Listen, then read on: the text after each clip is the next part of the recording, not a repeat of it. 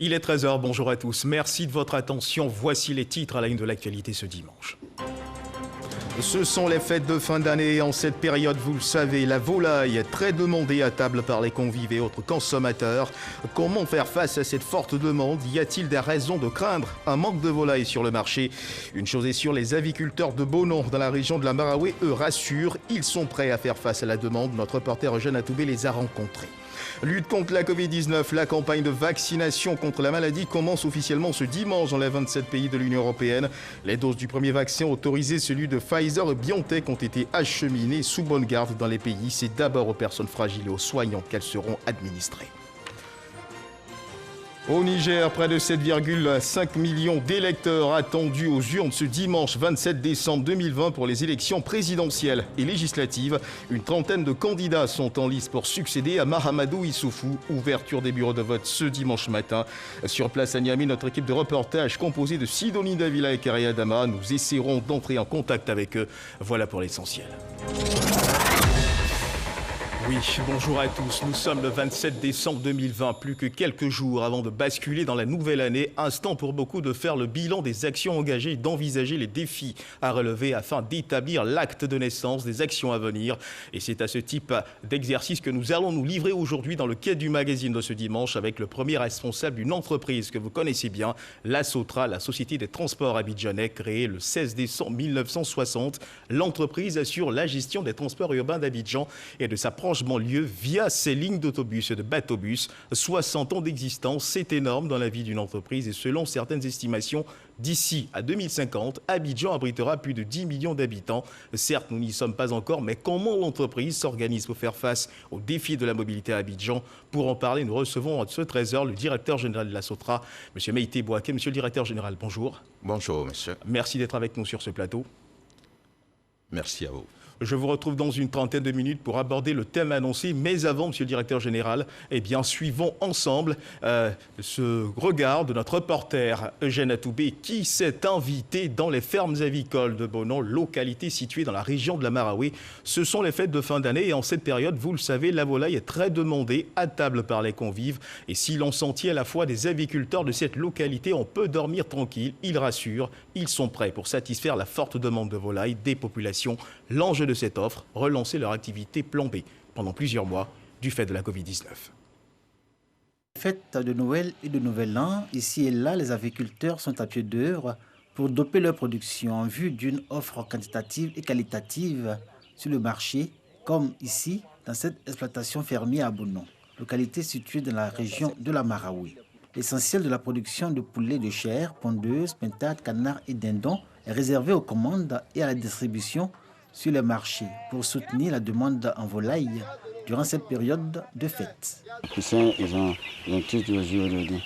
On va les laisser pour qu'ils ne caillent à 2 kg ou 3 kg d'ici la fête pour qu'on puisse les libérer. Une centaine de mètres plus loin, une autre ferme tenue par une dame. Tôt le matin, elle est venue superviser les travaux que nécessite la remise en marche de son exploitation arrêtée pendant 9 mois en raison de la pandémie liée au coronavirus. Vers le milieu de l'après-midi, visite à la ferme du voisin Ali.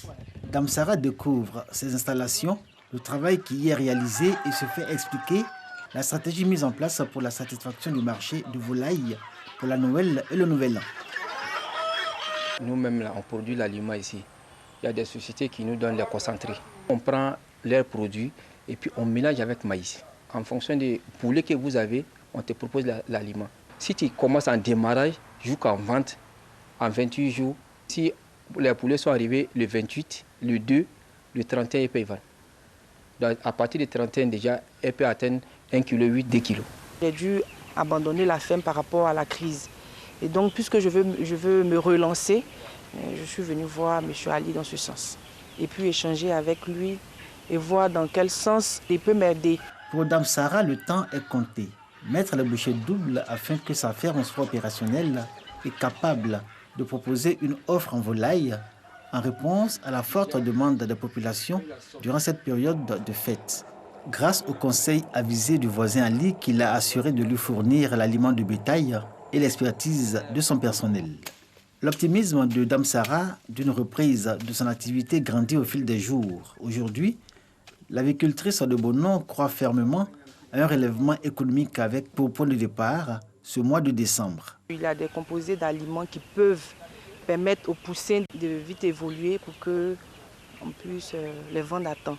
Nous nous préparons au niveau de la prophylaxie, donner des médicaments aux poulets, désinfecter les environnements et mieux préparer, n'est-ce pas, la fin de l'année et servir la population. C'est à la sortie de la ville de Bonon en direction de Daloa que se trouve la ferme de Wea. Cet intendant au collège moderne de Bonon a fait de l'aviculture sa passion, une activité annexe grâce à laquelle il peut assurer sa retraite. Frappé par la Covid-19 au même titre que ses pairs agriculteurs de la région, il compte sur les 2 fêtes à venir pour repartir de plus belle et atteindre ses objectifs. Surtout que les vendeurs et revendeurs de volailles expriment une très forte demande. Les belles, quand il fait aller ainsi, il bloque d'abord. Jusqu'à le 25, jusqu'à 30-31. Tu dis ton prix. Nous aussi, on a dit notre prix. Si on tombe d'accord, je peux dire de me garder quantité, me garder 100 ou bien tu me gardes 1000. C'est déjà signé, c'est retoqué. Nous, notre objectif, c'est que nous nous sommes dit, c'est de servir la population et donner des bons poulets à la population. C'est ce que nous s'est dit. C'est un objectif que nous nous sommes fixés. D'une ferme à une autre, les commandes reçues des différents clients à Bonon ou dans les localités voisines comme Boisflé, Gonaté et Daloa sont importantes. Si cela est un indicateur d'un relèvement économique post-Covid, les agriculteurs sont confrontés à un autre défi, celui de l'offre capable de ravitailler un marché qui se montre de plus en plus demandeur en cette période post-Covid-19.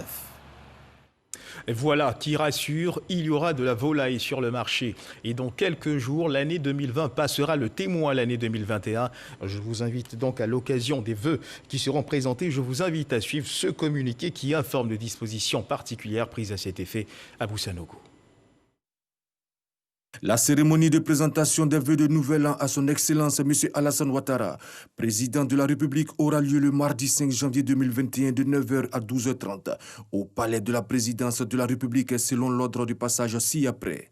De 7h30 à 8h30, installation des hautes personnalités de l'État. Monsieur le Premier ministre, chef du gouvernement, ministre de la Défense, Monsieur le Président de l'Assemblée nationale, Monsieur le Président du Sénat, Mesdames et Messieurs les présidents des institutions de la République, Monsieur le ministre d'État, secrétaire général de la présidence de la République, Messieurs les ministres à la présidence de la République, Monsieur le ministre des Affaires étrangères, Madame la ministre de l'Éducation nationale, de l'enseignement technique et de la formation professionnelle, Monsieur le garde des Sceaux, ministre de la Justice et des Droits de l'Homme, Monsieur le ministre de l'Agriculture et du Développement durable, Monsieur le ministre de l'Intérieur et de la Sécurité, Monsieur le ministre de l'Économie et des Finances, Madame la ministre de l'Assainissement et de la Salubrité, Madame la ministre de la Culture et de la Francophonie, Monsieur le ministre de la Réconciliation nationale, Messieurs les ministres, gouverneurs des districts autonomes d'Abidjan et de Yamoussoukro. De 9h à 9h20, présentation des vœux, groupe 1. Mesdames et Messieurs les chefs de mission diplomatique, Monsieur le coordonnateur résident du système opérationnel des Nations Unies, Monsieur le chef de la délégation de l'Union européenne, Madame la représentante spéciale du président de la Commission de l'Union africaine, Monsieur le représentant résident de la CEDEAO, Madame la représentante résidente du PNUD, Monsieur le représentant résident de l'UEMOA, Monsieur le secrétaire exécutif du Conseil de l'Entente, Monsieur le président du groupe de la BAD, Monsieur le représentant résident du FMI, Madame la représentante résidente de la Banque mondiale, Monsieur le représentant résident de la SFI, Monsieur l'administrateur pour la Côte d'Ivoire au groupe de la BAD, Monsieur le directeur national de la BCAO, Monsieur le représentant résident de la BOAD, Mesdames et Messieurs les consuls honoraires, Monsieur le secrétaire général du ministère des Affaires étrangères. 9h20, 9h50, présentation des vœux, groupe 2. 5 représentants par institution ci-après. Assemblée nationale, Sénat, Conseil constitutionnel, Cour de cassation, Conseil d'État, Cour des comptes, Conseil économique, social, environnemental et culturel, Grande Chancellerie, Médiature de la République, Commission électorale indépendante, Haute autorité pour la bonne gouvernance, Inspection générale d'État. Madame le procureur général près la Cour de cassation et le Conseil d'État. Messieurs les premiers avocats généraux des parquets généraux près la Cour de cassation, le Conseil d'État et la Cour des comptes. Mesdames et messieurs les premiers présidents des cours d'appel d'Abidjan, de Bouaké, de Daloa et de commerce d'Abidjan. Messieurs les procureurs généraux près les cours d'appel d'Abidjan, de Bouaké, de Daloa et de commerce d'Abidjan. Monsieur le président du tribunal de première instance d'Abidjan. Mesdames les présidents des tribunaux de première instance de Yopougon et de commerce d'Abidjan, messieurs les procureurs de la République près les tribunaux de première instance d'Abidjan, de commerce et de Yopougon. 9h50, 10h20. Présentation des vœux, groupe 3. Mesdames et messieurs les préfets des régions, Madame et messieurs les présidents des conseils régionaux, le bureau de l'Union des villes et communes de Côte d'Ivoire, messieurs les maires du district d'Abidjan, monsieur le maire de la commune de Yamoussoukro, mesdames et messieurs les présidents ou secrétaires généraux des partis et groupements politiques. 10h20, 10h50, présentation des vœux, groupe 4. Monsieur le général de corps d'armée, chef d'état-major général des armées, monsieur le général de corps d'armée, commandant supérieur de la gendarmerie nationale, monsieur l'administrateur général, directeur général de la police nationale, monsieur le directeur général des douanes, monsieur le directeur général des affaires maritimes et portuaires, madame la directrice générale des forêts et de la faune, et leurs collaborateurs. 10h50, 11h20, présentation des vœux, groupe 5.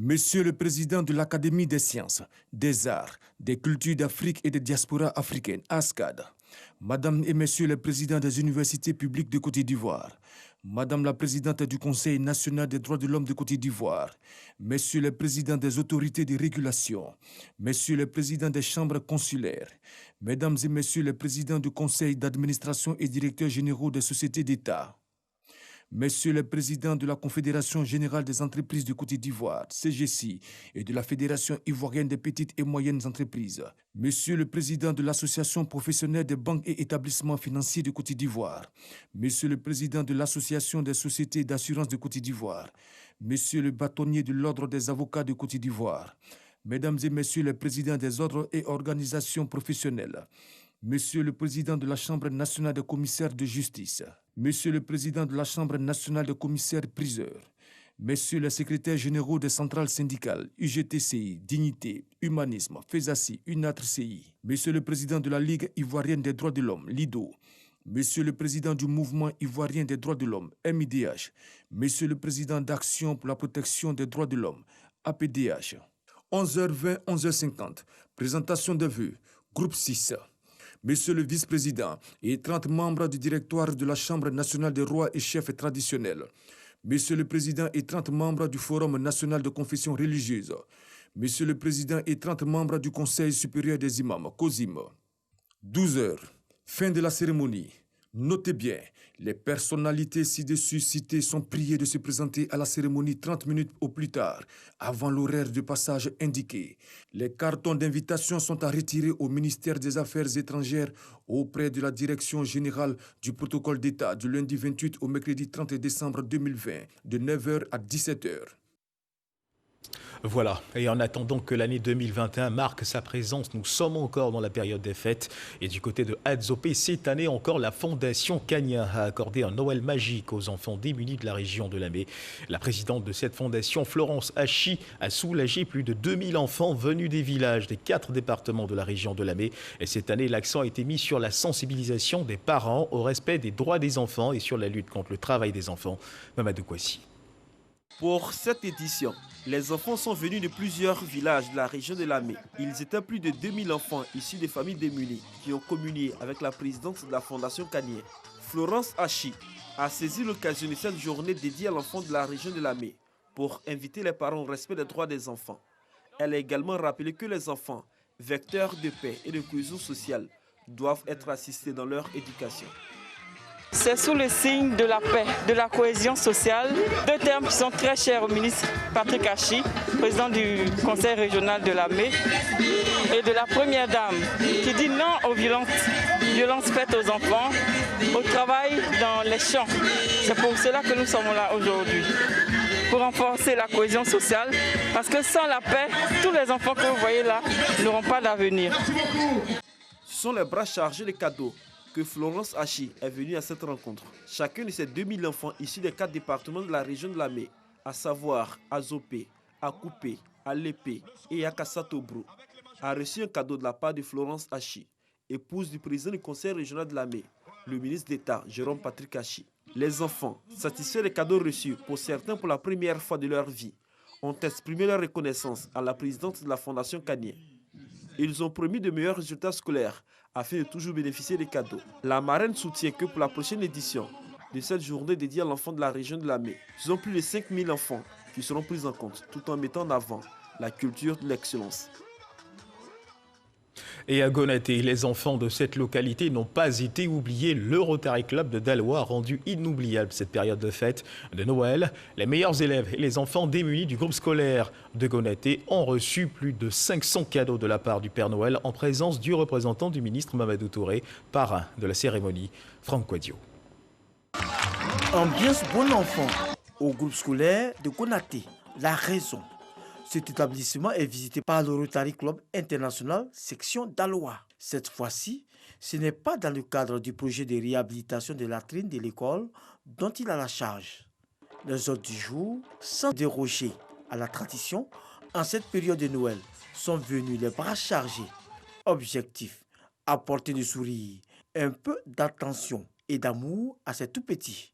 Nous sommes là pour mettre un sourire sur un visage, dire à la population de Gonaté que le Rotary Daloa Centre-Ouest est dans leur localité pour essayer de les aider à rendre un tant soit peu les enfants heureux. Plus de 500 cadeaux sont distribués. Les bénéficiaires sont les premiers de chaque classe afin de créer une saine émulation au sein des élèves ainsi que des enfants issus de familles démunies en majorité. Des instants magiques. Une action de solidarité saluée par les autorités éducatives et le représentant du ministère de la Promotion de la Jeunesse et de l'Emploi des Jeunes, le parrain. Je leur dis merci au nom du ministre Mamadou Touré pour l'effort qu'ils ont fait pour nos enfants, nos petits-enfants. Vraiment, on voit qu'il y a la joie dans leur cœur pour ces cadeaux-là.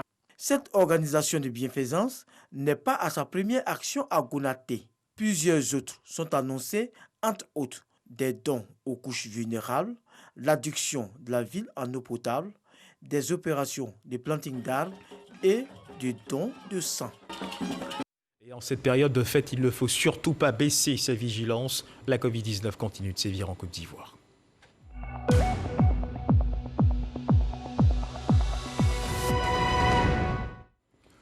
Et mesdames et messieurs, pendant que le monde entier prépare le passage à la nouvelle année, la riposte contre la Covid-19, elle prend forme. La campagne de vaccination contre la Covid-19 commence officiellement ce dimanche dans les 27 pays de l'Union européenne. Les doses du premier vaccin autorisé, celui du Pfizer-BioNTech, ont été acheminées sous bonne garde dans les pays et c'est d'abord aux personnes fragiles et aux soignants qu'elles seront administrées. Un signe d'espoir en cette fin d'année de pandémie mondiale. Et on change de registre pour parler cette fois de la reconnaissance du mérite des meilleurs seigneurs d'EVA. Ils ont été récompensés à Yamoussoukro, 3 hommes et 3 femmes qui ont reçu plusieurs lots en nature et en espèces. Avec la promesse d'une assistance technique, c'était au cours de la 3e édition des Journées de l'encadreur d'EVA, organisée par le Fonds interprofessionnel pour la recherche et le conseil agricole, le FIRCA. Jean-Louis Bango. Point d'orgue des Journées de l'encadreur d'EVA, le concours du meilleur seigneur, qui a réuni les professionnels de cette spécialité venus des 4 coins du pays.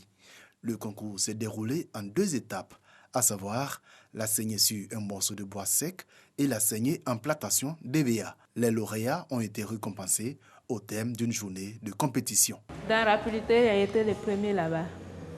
Dans l'ouverture aussi, même chose, ils ont mesuré, on dit c'est bon. Il n'y avait pas faute aussi, donc c'est ce qu'on cherche aussi. Si tu décides de faire quelque chose que tu l'aimes, vraiment, cette chose-là, ça te permet d'être premier toujours. Des lots en nature et en espèces pour les lauréats, mais également des trophées.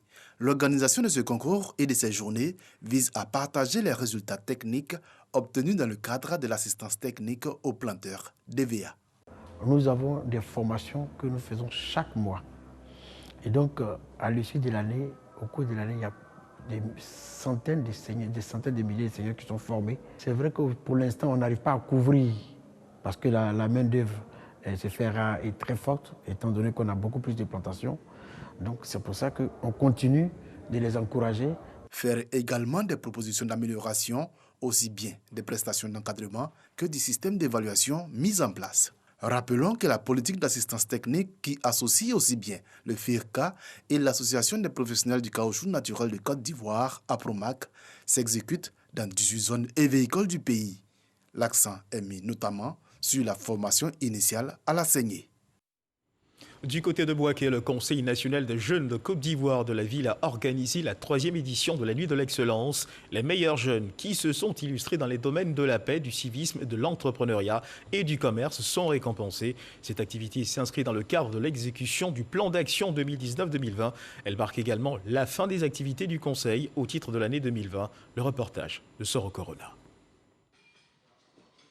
Ces diplômes d'encouragement et ces prix symboliques sont décernés à des personnes physiques et morales qui constituent des modèles, des jeunes et des structures de jeunesse qui se sont illustrés dans les domaines de la paix, de l'éducation, du civisme, de l'entrepreneuriat et du commerce. Des prix qui invitent les bénéficiaires à redoubler d'efforts dans les différents secteurs d'activité. Je lance un message à l'ensemble des jeunes Ivoiriens pour leur dire nous pouvons nous discuter. Lorsqu'on finit de cette discussion, ce qui doit ressortir, c'est le vivre ensemble et c'est la paix. Mon engagement associatif et surtout mon implication dans les actions communautaires sont vraiment suivis et que ça a vraiment eu de l'impact. Nous entendons mettre les bouchées doubles l'année prochaine pour essayer de maintenir toujours cette place à défaut d'avoir d'autres prix. Cette nuit de l'excellence du Conseil national des jeunes de Côte d'Ivoire, CNJCI Bouaké, est à sa 3e édition. Cette activité s'inscrit dans le cadre de l'exécution du plan d'action 2019-2020. Elle marque également la fin des activités du Conseil au titre de l'année 2020. Le Conseil national des jeunes, qui est une institution de la jeunesse, vient ici pour aider l'État de Côte d'Ivoire en ce qui concerne l'encadrement des jeunes. Donc, s'il y a des secteurs que nous avons observé que ces jeunes-là se sont démarqués de par les actions naturellement, nous décernons ces prix à ces personnes. Les autorités administratives et politiques ont encouragé cette célébration qui permet aux jeunes de se révéler. Notre souhait, c'est qu'ils puissent, en tout cas de leur position aujourd'hui, être des ambassadeurs pour que la Côte d'Ivoire puisse être en paix. La Nuit de l'Excellence a été lancée en 2018 avec 3 prix. L'initiative vise à instaurer une saine émulation entre les jeunes afin de détecter des modèles. Ils sont admis à faire valoir leur droit à la retraite et sont honorés pour l'occasion. La Marine nationale a organisé la 19e édition du Farewell, qui est une fête en l'honneur des marins, justement admis à faire valoir leur droit à la retraite pour l'édition 2020. Ce sont 21 officiers de service qui quittent la marine pour la vie civile. Avant leur départ, ils ont été décorés par le chef de l'état-major général des armées, Lassina Doumbia. Le reportage de Abou Sanogo. Plateau d'appel de la base navale d'Abidjan. 19e édition du Farewell 2020, où la cérémonie de revoir aux marins appelés à faire valoir leur droit à la retraite. 21 officiers mariniers débarquent définitivement du navire ivoire qu'ils ont servi pendant plusieurs décennies. Ils ont contribué à écrire les belles pages de l'histoire de la marine nationale. Avant de retourner à la vie civile, leur mérite a été célébré.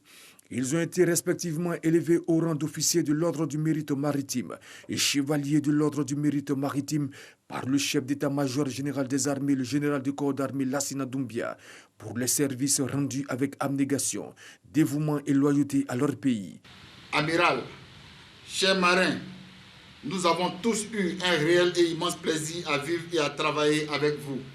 À vous les marins, je voudrais vous inviter à prendre soin du flambeau que nous vous passons. Tout ce que vous faites, faites-le pour la grandeur de la marine nationale.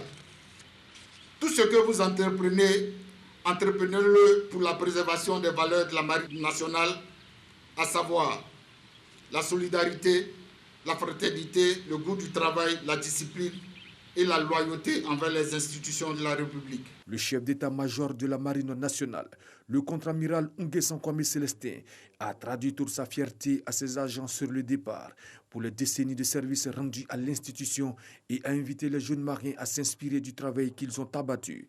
Les officiers mariniers dont nous fêtons le départ aujourd'hui sont au nombre des militaires exemplaires qui ont servi avec dévouement l'État de Côte d'Ivoire.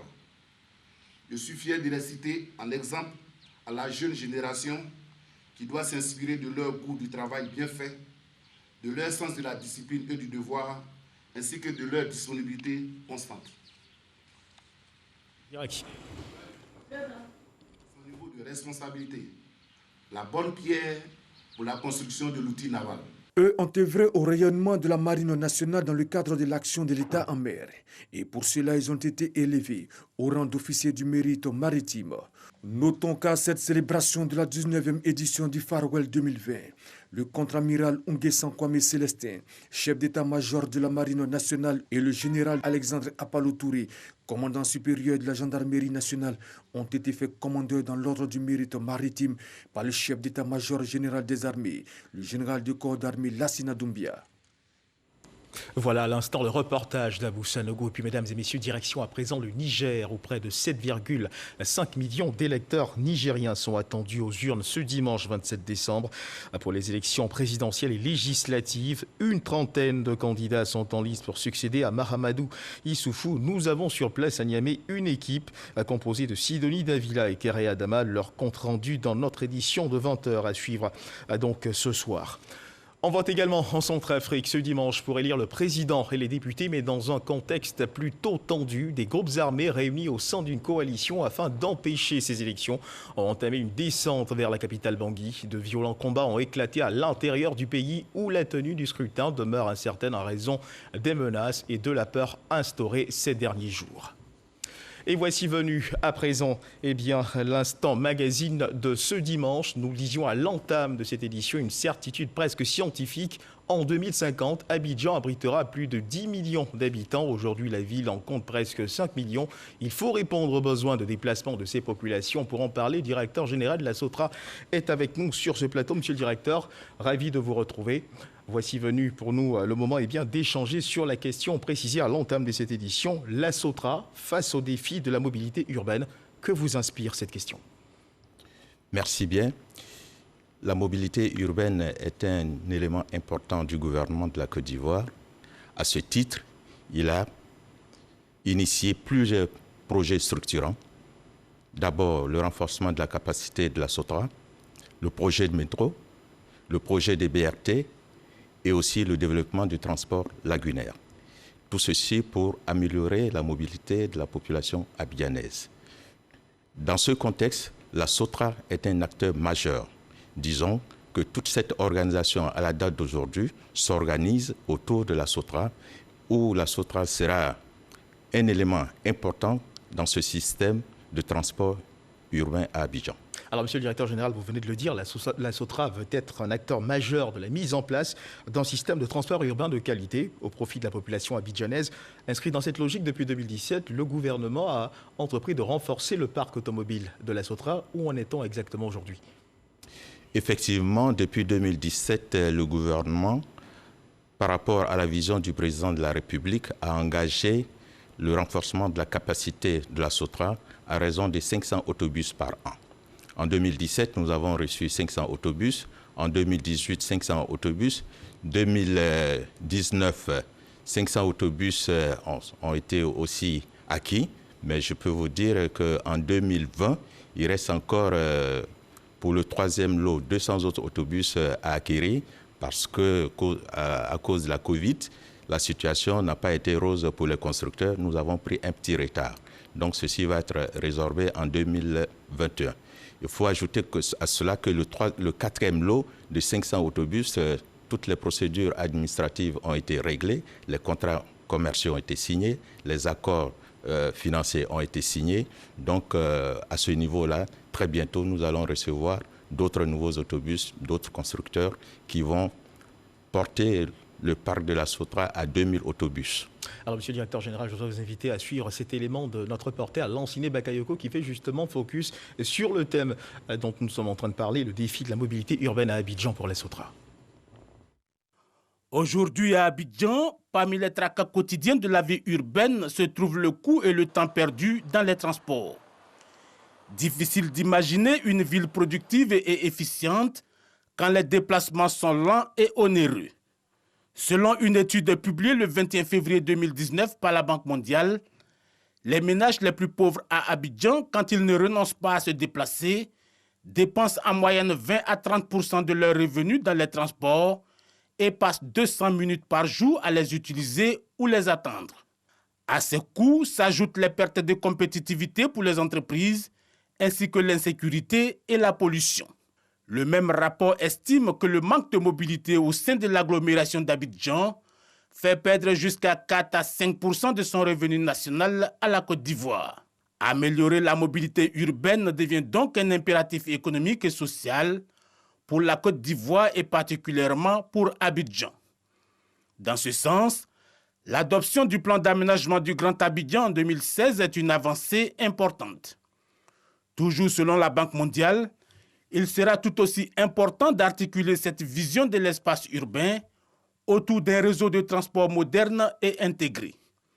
Parce que 80% des déplacements urbains se font encore à pied et dans des transports non conventionnés, en l'occurrence les taxis collectifs et autres minibus. Le projet, c'est de donner la priorité à des modes de transport de masse sur les axes principaux de l'agglomération, comme les lignes de métro et de bus à haut niveau de service, car eux seuls pourront réduire les coûts et les embouteillages. En parallèle, l'accès des usagers aux premiers kilomètres en dehors de leur foyer devra être facilité par une réorganisation des transports non conventionnés et de la compagnie publique Sotra. La Sotra aujourd'hui a ouvert de nombreux chantiers pour faire face aux défis de la mobilité urbaine. Alors, monsieur le directeur général, dans cet élément de Lansing Bakayoko, l'on mesure l'engagement du gouvernement dans le renforcement des capacités de la Sotra. Et puis, on le sait, 2020 a été une année marquée par la Covid-19. Tous les secteurs d'activité ont été touchés. Comment la Sotra a-t-elle fait face à la Covid-19 ? Je voudrais vous dire qu'à travers l'élément que nous avons vu tout à l'heure, vous avez vu l'engagement du gouvernement à mettre en place un système de transport de masse performant au bénéfice de la population abidjanaise. Donc c'est dans ce cadre que nous nous situons aujourd'hui au niveau de la Sotra pour faire d'Abidjan une capitale émergente avec un système de transport public urbain émergent. Pour revenir à la question de Covid, vous avez constaté qu'en début d'année 2020, nous avons été les premiers à prendre des mesures vigoureuses pour appliquer les mesures barrières édictées par le gouvernement, à savoir la désinfection des autobus, le port des masques obligatoire, la réduction du nombre de passagers par autobus qui a été acté par arrêté ministériel où on nous demandait par ces tests-là d'avoir au maximum 45 personnes par autobus, chose que nous avons appliquée et jusqu'à la prise de nouveaux tests, ces dispositions sont toujours en vigueur. Aujourd'hui, nous prévoyons la distribution, nous continuons la distribution des masques dans les autobus. Si vous avez accès à nos installations et que vous n'avez pas de masques, nous vous donnons des masques et nous vous recommandons, une fois à l'intérieur des autobus, de ne pas engager des conversations et d'éviter de se rapprocher, et ceci pour lutter contre la propagation de la Covid-19. Alors, monsieur le directeur général, comment est-ce que les usagers ont réagi face à ces mesures ? Est-ce que tout de suite, elles les ont épousées ? Vous savez, la crise sanitaire, c'est une question de survie. Toutes les personnes en vie ne veulent pas mourir immédiatement, ne veulent pas mourir tout de suite. Donc, nous les avons sensibilisés pour dire que ça n'arrivait pas qu'aux autres. Il faudrait mettre en pratique les mesures édictées par le Conseil national de la Côte d'Ivoire, à savoir respecter les mesures barrières et éviter que ce virus se propage à l'intérieur de la Côte d'Ivoire. Vous avez vu que même au niveau national, Abidjan, à un moment donné, a été isolé de l'intérieur. Donc, nous avons sensibilisé les clients. Ils ont compris, ils ont accepté de se plier aux mesures barrières qui ont été édictées par le Conseil national et appliquées par la Sotra. Alors, monsieur le directeur général, une des réalités que vit la Sotra, c'est bien triste de le constater depuis bientôt 2 décennies, vos autobus se sont vandalisés, sont caillassés lors d'événements ou de mouvements d'humeur, généralement en saison, en période politique ou lorsqu'il y a des incompréhensions avec des syndicats. Comment est-ce que vous gérez tout cela ? Je prends pour exemple la semaine, il y a quelques semaines déjà, nous étions en pleine période électorale et certains de vos bus ont été caillassés. Alors aujourd'hui, où en est le bilan ? Qu'en est-il du bilan de ces bus-là ? Vous avez souligné tout à l'heure que lors des manifestations, les autobus de la SOTRA étaient l'objet de vandalisme. Il faudrait souligner quand même qu'aux yeux de la population, c'est une réalité d'ailleurs, que la SOTRA est un élément régulateur de la vie dans la ville d'Abidjan. C'est-à-dire, tant que la SOTRA marche, tout marche. Et une fois que les autobus de la SOTRA sont arrêtés, même ceux qui ont des autobus, leurs véhicules pour aller au travail, refusent d'aller au travail disant que il y a quelque chose qui ne marche pas parce que les autobus ne sont pas dehors. Donc, partant de ce fait, toutes les manifestations, toutes les grèves ou toutes les intentions de manifester contre le gouvernement, il faut s'attaquer à la SOTRA pour que la SOTRA arrête de circuler et faire porter en même temps le chapeau, ou du moins dire que leur mot d'ordre a été respecté et que la ville d'Abidjan a été bloquée. Chose que nous ne voulons pas, parce que notre mission, c'est de desservir la ville d'Abidjan, assurer la mobilité des populations, quelles que soient les circonstances. C'est ce que nous faisons. Et maintenant, les mesures prises pour continuer notre service, nous procédons par isolement. Lorsque nous avons une zone qui est détectée comme zone dangereuse, nous isolons cette zone et nous continuons à desservir les autres parties d'Abidjan pour assurer la continuité de notre service, objet de notre convention de concession. Maintenant, qu'est-ce qu'il faut pour prévenir, pour ne pas que ces actes-là soient impactent la SOTRA? Justement. Nous prenons des dispositions, nous passons par la sensibilisation d'abord des populations, par des messages, leur dire qu'il était quand même révoltant de constater, lorsqu'il y a des mouvements, qu'on s'attaque aux autobus. Ce sont des actes révoltants qui sont incompréhensibles, qui sont absurdes. Donc nous expliquons aux populations que l'outil SOTRA, c'est leur outil. C'est l'outil de toute la population, quelle que soit votre conviction politique, quelle que soit votre religion, quelle que soit votre race, parce qu'un autobus à l'arrêt ne demande pas qui êtes-vous avant de monter. Justement.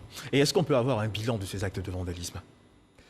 Le bilan de cette année, surtout à l'approche des élections présidentielles, nous avons eu à perdre 58 autobus. 58 autobus avec un bilan financier de plus de 2 milliards de francs CFA.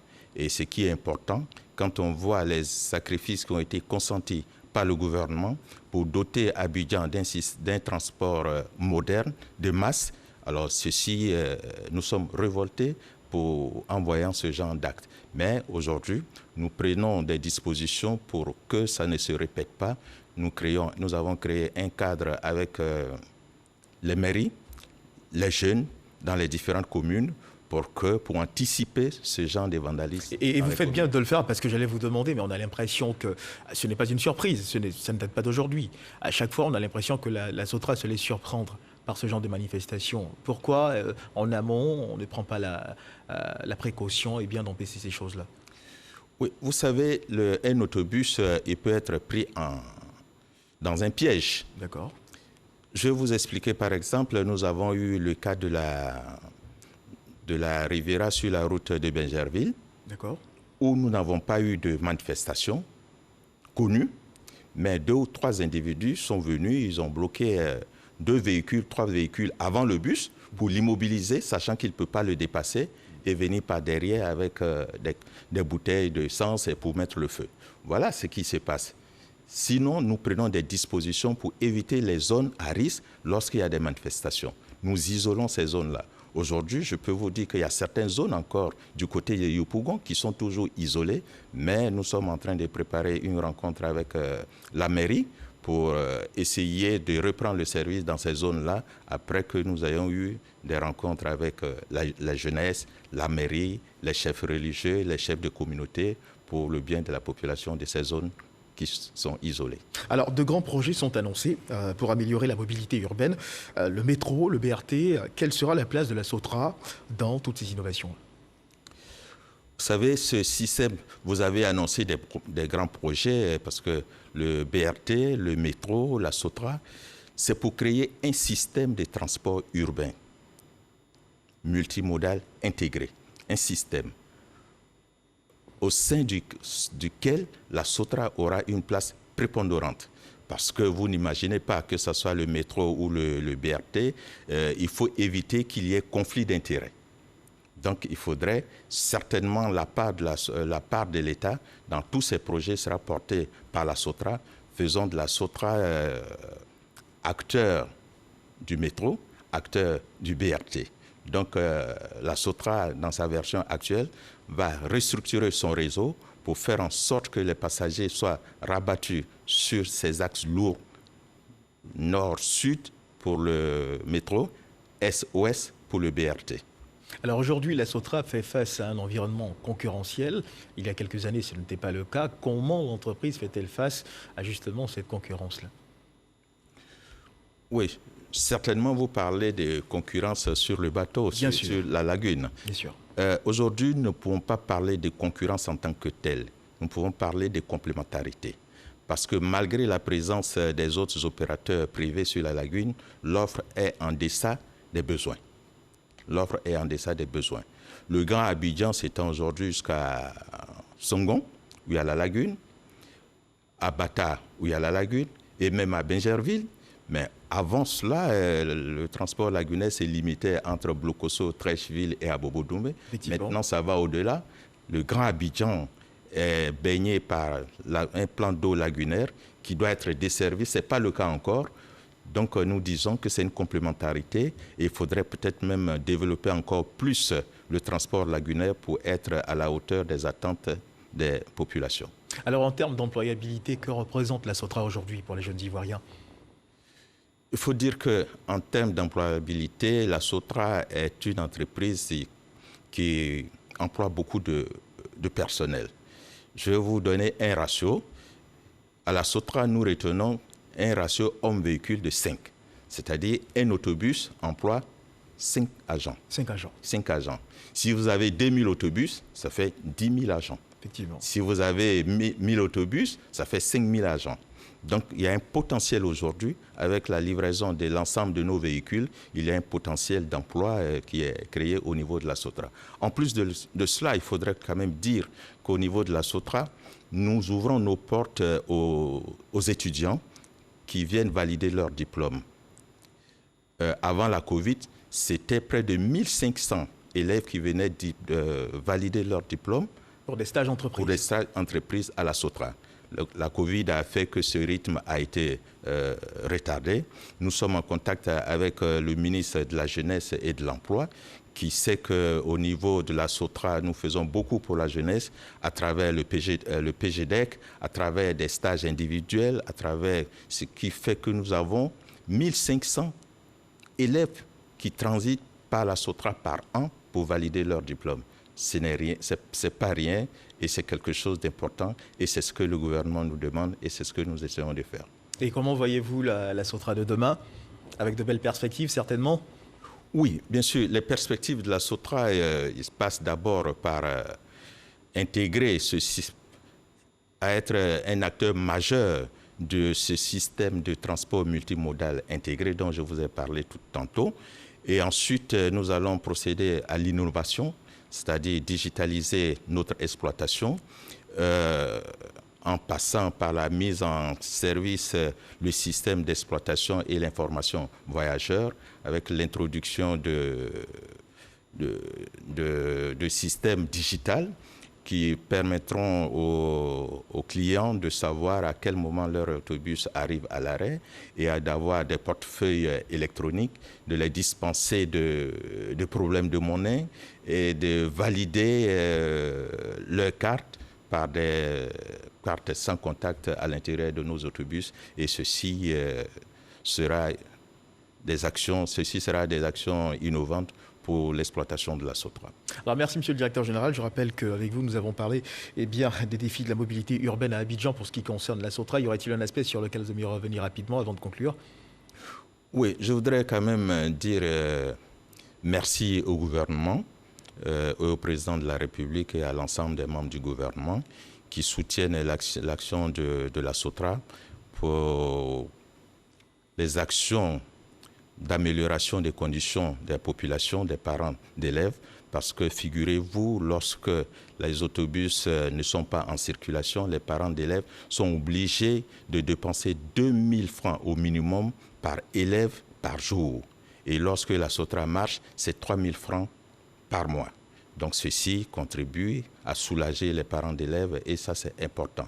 Donc c'est pourquoi je voudrais demander aux parents d'élèves de s'adresser à leurs enfants, de ne pas s'attaquer aux autobus, de faire en sorte de protéger ces autobus qui sont à leur disposition. Et aussi dire à la population, à nos clients que la Covid-19 n'est pas terminée, de continuer à respecter les mesures barrières qui sont appliquées à la SOTRA. Il faudrait qu'ils se plient aux exigences des agents de la SOTRA qui les obligent à respecter les mesures barrières, à porter des masques en tout temps dans les gares et dans les autobus. Merci, monsieur le directeur général. Je rappelle, mesdames et messieurs, que nous sommes en ce moment avec le directeur général de la SOTRA, monsieur Meïté Bouaké, avec lequel nous avons parlé du défi de la mobilité urbaine à Abidjan au cas de la SOTRA. Merci, monsieur le directeur général, d'avoir été avec nous sur ce plateau. Je vous retrouve certainement en d'autres circonstances. C'est moi qui vous remercie. Merci.